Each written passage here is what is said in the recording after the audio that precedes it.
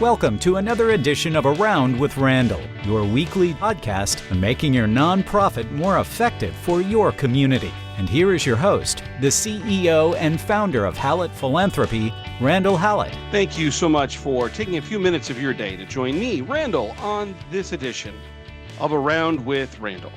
If you read the title of the podcast, I'm really going to try to pet the cat backwards. And we all know what happens when we pet that cat backwards. The cat don't like it. Cats jump. Cats run off. Cats growl, scratch. Any animal you pet backwards, but cats seem to be the one in my mind when I think about this. Jump. They don't like it. And that's my job today. And today I'm not petting the cat. I'm petting special events. So it appears as I went back and looked, about every 100 podcasts, I tend to have a commentary about special events. I did so in about episode number 2. I think it was number 101. And I'm here now at whatever we are in totality with the specials on the Great Philanthropists, and then our 20-minute classroom conversation each week that we do here. Like today, I get back into some diatribe about special events. And to keep the tradition moving forward, I'm going to do it again. I had a recent situation where I was working with a foundation, nonprofit, and we were talking about their pipeline development.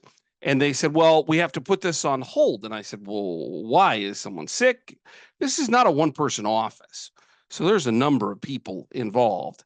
And somebody's sick. Is there something I'm not aware of? They said, well, we've got this huge special event. I went, please tell me that you're able, or at least a number of you are able to take yourself out of the process, gift officers really, let somebody else worry about it so you can keep driving relationships, maybe use it as a cultivation event in and of itself, but for the most part, staying away from its details and its involvement to execute and operate it. And I was told under no terms, no confusion, that that's just not how they operate, that we need to shut down what we were looking at doing and what we were doing for several months so they can get ready for a special event. And I had a call with the CPO and I said, look, do you want to hear what you want to hear? Or do you want to hear what's actually you're paying me for? Which is, I think, advice, hopefully good advice. She says, I kind of want to know what you think. And I said, you got to stop this. You're leaving money on the table. Every time you take all your staff and you put them in the room multiple times, it seems like a day, to plan a special event that's going to draw a few hundred people and generate $500,000. That's in revenue. I can't really figure out what all their expenses are because they don't account for their time in the particular equation. So the ROI is a little nebulous. We went back and forth, and it's important to the community. Our CEO likes it. And what this did was cause me to reflect about petting the cat backwards and saying, what are we going to do to stop having these conversations? So let me start from the top. I am not against getting rid of all special events. There are ways of doing them that are effective. There are values in special events that can be very positive for the organization. I just don't believe that actual fundraising is a part of that, at least the kind of fundraising we should want or to try to do. What you get is a lot of outreach, maybe some press, some marketing. You could maybe it's a semi-cultivation event, although I've never seen a lot of great cultivation come from a special event, even when you're sitting with somebody. It's a touch. It might be a little bit of a move, but it's not a great move because if you're working with high-level people, you want to have individual conversations. Hard to do with 400, 500, 600 other people in the room. So what is it that we can do about all of this? Well, the first thing is that we have to realize that the political structure of the organization is of such that we can't make these decisions in isolation. And I say that because I failed that particular lesson in life professionally, which I'll talk about here in a few minutes. These special events take on a life of their own, in part because we have people outside of those of us who maybe have a little bit more knowledge and expertise in philanthropy who think this is the only way to raise money, which we know is not true. We have a section of that, or a cross-section of that group of people who we think of, if we go back to Princeton File, they are the socialites. They are the ones who their philanthropy is embodied by this activity. And finally, we have dollars coming in and check marks being made, like in your to-do list and the board's to-do list and volunteers. Everybody feels like they're doing something. And what I always say is, I'm not arguing that you're not doing good things. And they are. Are they just the best return on investment? So the first part of this conversation is talking about the political pieces of this. And then the last is the tactical, and it's kind of all tactical, on what you actually can do about it. So this political nature is really in two forms. Number one is your board, and number two are the executives. Maybe in your case, it's number one, the executive, two, the board. It doesn't make much of a difference. They don't have our experience. They don't have our knowledge. They don't have our data. And so the first place to start is explaining the data. And really, it's AHP, Association for Healthcare Philanthropy, that I see the best numbers to look at this, because they actually calculate, and have in the past, the average gift. They actually calculate where people who are the top performers, the foundations that are raising the most amount of money, what activity they're doing. And so we can actually take this apart, even if you're not in healthcare, to say this would be pretty much pro forma in education, social services, other places. And this is what the numbers say, just pure numbers, that when you look at a lot of nonprofits and you put them all their data in, and then you take the top 5% of those nonprofits, who's doing it the best? What you'll find is about 1 or maybe 1.5 standard deviations. Sorry, math nerd just came out. A really big difference in the type of activity that those nonprofits who are generating the most amount of money have chosen to engage in. And it's based in individual relationships. It's based in building deep, meaningful relationships with individuals and couples. It comes in the forms of major gifts, planned gifts, and I throw corporations and foundations in there because individuals make those decisions as well. They are double-digit percentages in terms of where their dollars come from those places, rather than what are traditionally thought of as, well, this is fundraising, annual giving, mailing out stuff digitally, however you want to look at it, and special events. It's significantly more important, more money. The best places are doing individual relationship-based activities, not lots of special events. Inside of that, and again, give the Association for Healthcare Philanthropy credit, if we think about the average special event generating, I don't know, maybe $2,000, maybe a little less, but the average planned gift, let's go all the way to the top, being almost $500,000, and the average major gift maybe being $125,000 to $130,000, the average corporate or foundation gift being $30,000. Well, I don't need a math degree to figure out that it takes a heck of a lot of special event dollars to make up 2 or 3 planned gift dollars. So what I find is that most nonprofit leaders really don't have these level of conversations, show these statistics to their executive teams and their boards to say, there's a better way of doing this. So number one is data. Number two is that there are other reasons that aren't as data-driven, but are really important. The first of those others, I'll give you 5 or 6, is that it's incredibly time-consuming to put on a special event. I always tell the same story. My special events person at the medical center, I told her, I said, I don't, if you ask me what color the table napkins should be, or what we're having for, what we should have for dinner, or, you know, what the invitations look like, you're fired on the spot. I don't care. I'm not sure I want to have these events, but they seem to consume everybody. I used to tell the major gift officers that I had the privilege of supporting and as their leader, that if I found them in a special events planning meeting, they were fired on the spot as well. Get out. I got people who will do that. I'm not sure I want to do it, but I got people who will do that. Your job is to go build relationships. So they're incredibly resource intensive. People, time, they just don't go quickly. Number two is I believe they have, if you do it and look at the data correctly, do the analysis correctly, I think there's a little bit of what I would consider an unpredictable ROI. One year you have X number of dollars in revenue. The next year you have X times only 80% of that, but your expenses went up.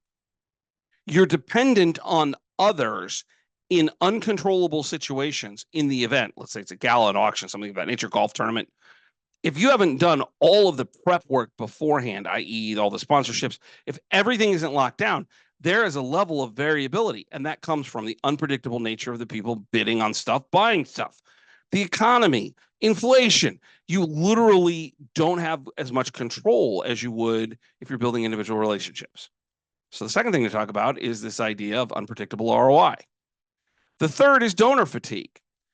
When I left the medical center, gosh, it's been 13, 12 years ago, and it was a great job. I was blessed to have it. I miss certain aspects of it. I can tell you the one thing overall that I miss not one bit. And if my wife were sitting here beside me, she'd say, you bet, is going to all of the events we were really required to go to as an incredibly large nonprofit where I had to show my face. Man, when I left, all the invitations dried up. And I mean, there was hooping and hollering in the Halleck household. You talk about fatigue. I don't want to go to all of these events. I'm tired of the food, most of which my wife can't eat in the first place. Secondly, I'm not sure it's all that great. I can see my friends, the people I really want to see outside of a special event, having a beer, which we do in the neighborhood all the time, out in the different fire pits at night, just hanging out with people I like. At my kids' events. And my family never went to these things, so I see them at their houses. It's not that these people aren't good people. They are, but fatigue occurs. There's also this idea of distraction when it comes to what their interests are. It's really hard to get someone to give $1 million at a special event if their intent is to give to something very specific that has specific income or outputs and impacts.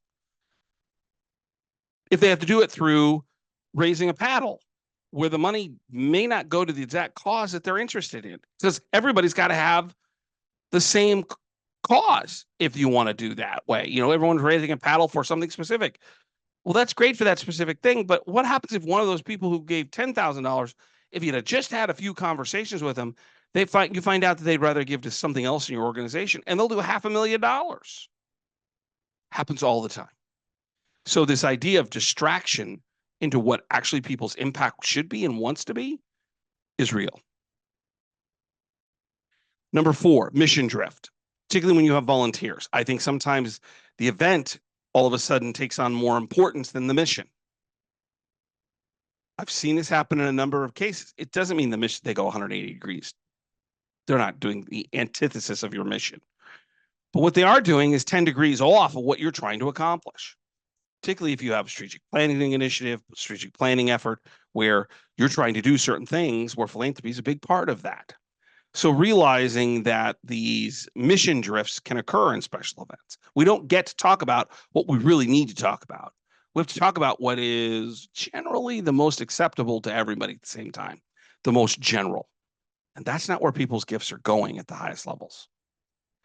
Number 5 is these ideas around what I would consider post-COVID. It's kind of A and a B, and I'd say this is the last one, and it's probably the most minor, to be candid. But I think events picked up right after COVID very deeply because people wanted to just go see people. We had a year and a half, 2 years, depending on where you lived, the circumstances, your family, your community, shut down.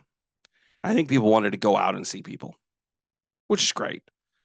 But we're back to some of the same norms, and people don't want to go. And so the question becomes, what's that outside or the lag of not having events? Are we past that lag? And I think we are, where we're back to where we were maybe in the last 10 years before the pandemic, seeing events not draw as much. So you have data. And by the way, tactical, I should mention this. You need to sit down with your executives and talk about these things. You need to sit down with your board. You need to do so first informally, having conversations so it's not so abrupt. So you don't look like, well, I'm just trying to kill things. No, I'm trying to be strategic with our limited resources. Starting with your boss, the CEO, if that's who you report to, hopefully, or anyone else, and your board chair privately, quietly, like, oh, there's got to be a different way of looking at this. Can we de-emphasize it? Can we reduce it? Can we allocate resources very specific and get whatever we can out of it. I mean, people, but keep other people out of it so that they can go raise money by building relationships. This is going to pet the cat backwards because people who maybe don't think about what we do, don't have the data, haven't thought about those 5 things I mentioned from kind of this, idea of how many resources it takes, the intensity of finding people and dollars to put these events on, to their ROI, to their fatigue, to how the event almost becomes more important than the mission. They don't think about these things. Which brings us to our second and most important tactical piece, maybe for the day. After you have these formal conversations, part of your responsibility, if you want to make an adjustment, is to come with a solution, not just a problem. Nothing drove me more crazy as a leader when somebody would say, I have a problem, and I'd be waiting. Well, if I have to solve every problem, why do I need you? Bring me options, bring me positives and negatives. Let's talk about it. But I can't figure everything out. And by the way, I think my wife and others that know me fairly well would tell you they don't want me figuring it all out. People have good thoughts and suggestions. We should move with them to get them to be involved, which means you got to show up with your CEO, with your board chair. If you're the head of individual gifts, major gifts, plan giving, whatever, talking with the CDO, hey, let's talk about this. We're spending a lot of time in special events. So let me give you a couple of options. Now, the first option is to partner. So if it's politically impossible to get rid of the event, then and you have 1, maybe 2, and it's not feasible. Then the first thing I would do is figure out how to partner with someone. If this is a marketing level event as well as a philanthropy event, then I would ask, where's marketing in this process? Why aren't they helping put this on? If they are wanting the operation of the organization, the nonprofit, to put this event on because they see a marketing benefit, I actually don't disagree with that possibility if done correctly. Where are they in running this thing? Let's get some of my people out of it and get some of your people involved with it. All of a sudden, it's like, well, we're too busy. We aren't. We're supposed to be raising money here. So the first thing is partner, and you do that internally. The second part of partnering and the partnership that might be possible is with external players, and that's your third party. Give the events to the volunteers and let them run it. When I arrived at the medical center in 2008 or whatever it was, we had 10 or 9 events. And in the first year, I gave like 6 or 7 of them back to the families. 3-on-3 basketball tournament, a poker run, a golf tournament, a couple of golf tournaments now that I think about it. We had all these events, and they were all for the right reasons. But my team was being drug into these events. I said, look, we'll come, we'll play, we'll be involved. A bowling, got about the bowlorama. And we were doing a lot of planning. I said, look, we'll come pick up the check. I'll even pay for the postage and the printing, but we're not going to run this thing. And they were saying, well, we may not make as much money. And my answer was, that's okay. It's okay. You're doing this because you've had an experience that has caused you to want to do this. I want to concentrate on that more than I do how much money we raise, because that's really what's really important. Giving, and by the way, some of those activities dried up pretty quickly. Like, well, we don't want to do all this work. That I understand. So the question becomes, how do you give them back? And how do we support you? And how do we maybe do it over a year or two, so that we're pulling our team out to go do the activities, the data-driven, average gift being higher, and planned gift, major gift, corporations, individual relationship building activities, rather than special events. We want to position our people where the dollars are. You can partner internally, marketing, externally, give it back. The other option is to cut them. And I know there's a consequence with this, a political possibility of some negativity. It's short term. We all need to be more aware that most people forget almost everything right after it happens. We live in such a turnover news, turnover information world. Instant gratification around the corner removes the bad feeling most of the time that happened 15 seconds ago. That's why news cycles are so much different than they were 20 years ago. Twitter, Instagram, cable news, whatever. Take the hit. Kill the event. If you can't find partners, if it doesn't make sense, if you're given a little authority, it's okay to say, this is not the best use of our resources. We're spending an immense amount of time, and we have these other issues around donor fatigue and around unpredictable ROI and resource intensity that we're just taking everybody away. The event's actually now more important than our mission. That's not what we want. We can't even use the event to drive our strategic initiatives, which our board and our C-suite or leadership team or admin is really driving. Take the hit, kill the event. Pet the cat backwards. Do you know what happens when you physically pet the cat backwards? It's interesting. I mean this sincerely, and I'm not a cat person. They get angry. They walk away. What do they always do? They come back for more petting. Question is, are you smart enough to pet them the right way this time? It's okay to sometimes be unpopular. I've lived my life with that knowledge. I'm sometimes not popular. Am I respected? Are you respected? Are you doing everything you can using data and rationale to work internally with your board, with your C-suite, with other key stakeholders to say, we got to do this differently? My last comment. If you have an event that's drawing $2, $3, $4, or $5 million, I'm not talking to you. I'm talking to all the events that are $25, $50, $100, $150,000 that are just sucking the life out of us at a time when philanthropy is more needed probably than any time in our recent history to make a difference in our nonprofits. And I want your best resources, time, talent, commitment, wisdom of your staffs, the connections through the board and the executives to be utilized in the best possible way. And that's not through a special event. The cat will come back, I promise. And you can pet it the right way. The cat will be more valuable when you pet it the right way based on individual relationships. Don't forget, check out the blogs at hallettphilanthropy.com, 2 or 3 a week, kind of things I see, feel, notice, experience, just something to think about each, couple times a week. And if you'd like to reach out to me, it's podcast at hallettphilanthropy.com. I appreciate you. I appreciate your willingness to listen. I've been given a little information. There are probably more people listening than I actually realize. So I'm humbled, to be very candid. If you think this is helpful, either this subject or another one, share it with someone else. I look at this. This is not marketing for Hallett Philanthropy. I don't talk about, this is about a classroom. One subject, what's the problem? How do we solve it? Because you need this. What we're doing right now is really important. I think it's going to get more important in the next several years, based on economic, political factors, where nonprofits are going to become more important to value of people's lives and certainly the communities in which we live. Don't forget, my favorite saying, some people make things happen. Some people watch things happen, then there are those who wonder what happened. Be somebody who makes something happen.